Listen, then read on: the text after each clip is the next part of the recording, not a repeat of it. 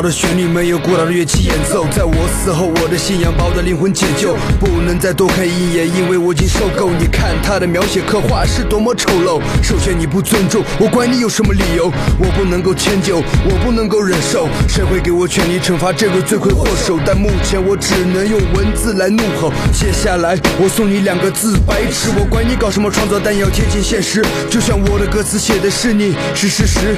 我希望你更真实，还我一张白纸。最后我用我仅存的意识来唤醒这个民族最原本的气质。我没有别的意思，只是给你 diss。我所表达的只是想 keep on peace。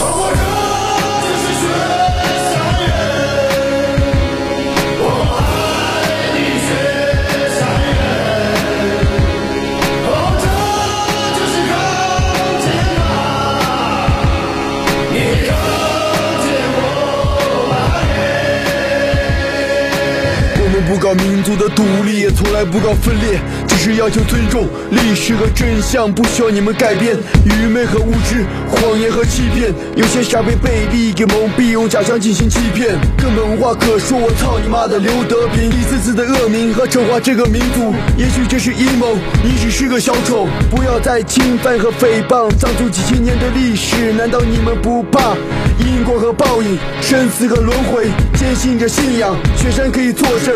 不要拿你肮脏的思想和丑陋的想法来证明你的无知，这是你的故事，注意你的方式。这次换我用文字来对你进行谩骂和攻击。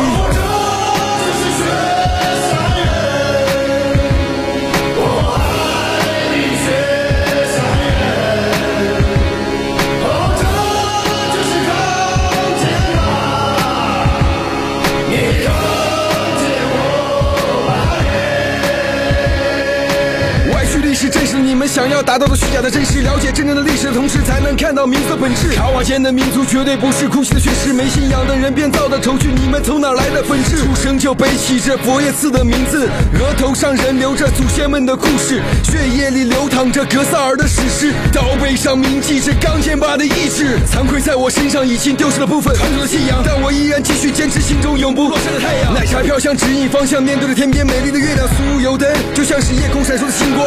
血域的儿女雄狮现在即将崛起，把双手合十，心中默念6字真经，磕头去朝圣，化作天边飞舞的雄鹰，在山顶为丧拯救即将失去的文明。这是血，